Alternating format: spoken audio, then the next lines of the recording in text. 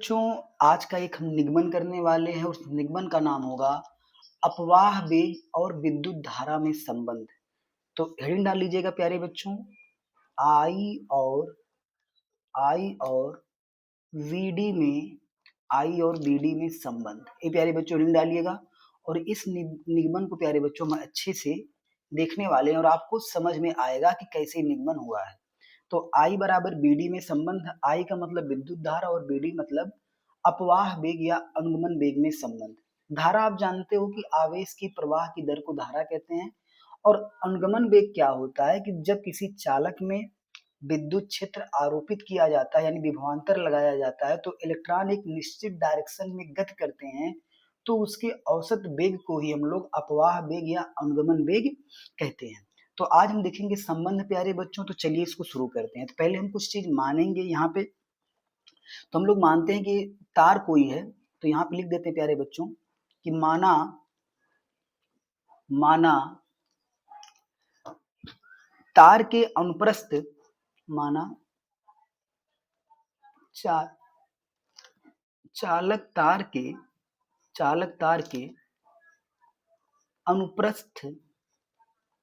अनुप्रस्थ परिच्छेद का क्षेत्रफल अनुप्रस्थ परिच्छेद का क्षेत्रफल ए है, कैपिटल ए है। ठीक है ना। हमने क्या मान लिया कि माना चालक तार के अनुप्रस्थ परिच्छेद का क्षेत्रफल जो है कैपिटल ए है और प्रति एकांक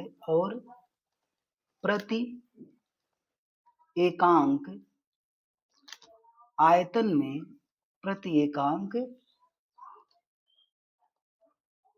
में मुक्त इलेक्ट्रॉनों की संख्या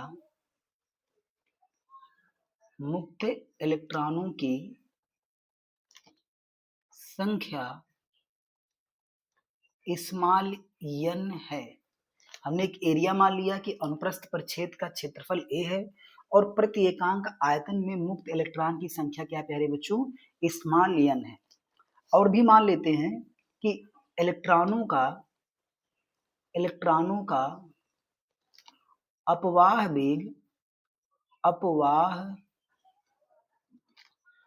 वेग प्यारे बच्चों कितना है, vd है। क्या है, vd है। इतनी बात हमने मान लिया कि माना चालक तार के अनुप्रस्थ परिच्छेद का क्षेत्रफल a है, प्रति एकांक आयतन में मुक्त इलेक्ट्रॉन की संख्या स्मॉल n है और इलेक्ट्रॉनों का जो अपवाह वेग क्या प्यारे बच्चों, dd है।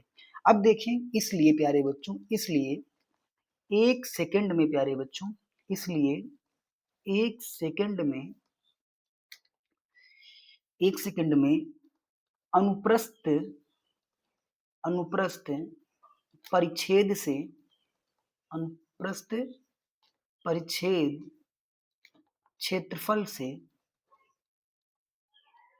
क्षेत्रफल से गुजरने वाले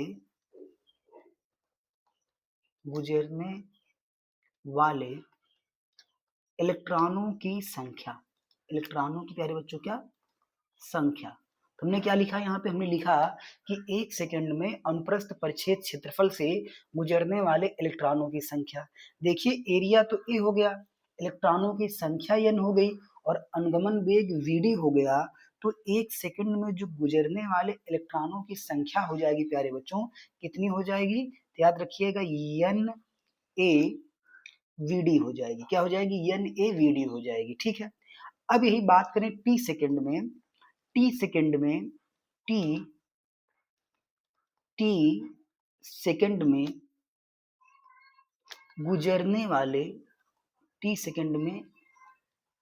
गुजरने वाले इलेक्ट्रॉनों की संख्या।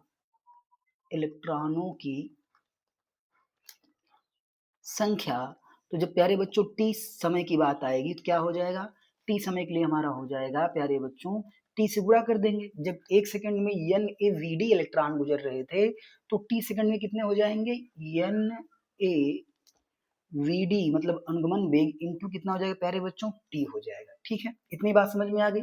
जहां पे n क्या है, मुक्त इलेक्ट्रॉनों की संख्या है, ए जो है क्षेत्रफल है, वीडी अनुगमन वेग है और टी क्या बच्चों है, टाइम है। अब यहाँ पे एक बात और समझिएगा कि यहाँ पे हम मान लेते हैं कि माना एक इलेक्ट्रॉन पर प्यारे बच्चों, माना एक इलेक्ट्रॉन पर आवेश, एक इलेक्ट्रॉन पर आवेश ई है। कितना प्यारे बच्चों, एक इलेक्ट्रॉन पर आवेश ई अगर होगा तो कुल आवेश कितना हो जाएगा। जब प्यारे बच्चों इलेक्ट्रॉनों की संख्या इतनी हो गई और एक इलेक्ट्रॉन पर आवेश ई हो गया तो कुल आवेश कितना हो जाएगा। तो यहाँ पे देखते हैं प्यारे बच्चों, कुल आवेश यहाँ लिखेंगे कुल आवेश, या लिखेंगे कि गुजरने वाला कुल आवेश, हाँ कुल आवेश लिख लेते हैं,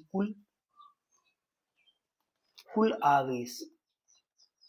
तो कुल आवेश प्यारे बच्चों क्यू कितना हो जाएगा, तो आप कहोगे सर क्यू हो जाएगा N A V D T और ई, ठीक है ना, यही हो जाएगा।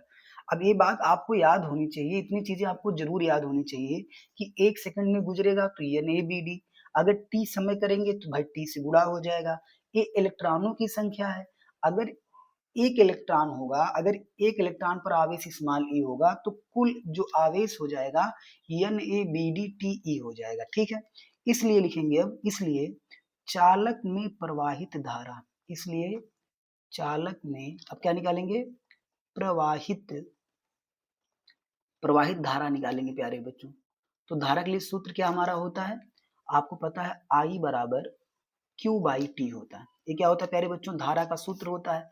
अब यहाँ पे जब हम क्यू का मान रखेंगे तो क्यू का मान कितना है, N A V D T E, क्या लिख देते हैं N A V D T E और पूरे का बटा प्यारे बच्चों टी, तो टी से टी क्या हो जाएगा, कट जाएगा और आई बराबर क्या आ जाएगा, आई बराबर आ जाएगा N A V D E. और यही प्यारे बच्चों क्या होता है, संबंध होता है अनुगमन वेग और विद्युत धारा में। यहाँ से अगर आप वीडी का भी मान निकालोगे तो वीडी बराबर क्या आ जाएगा, वीडी बराबर आ जाएगा आई अपान A N E, I upon A N E. ये भी प्यारे बच्चों संबंध है।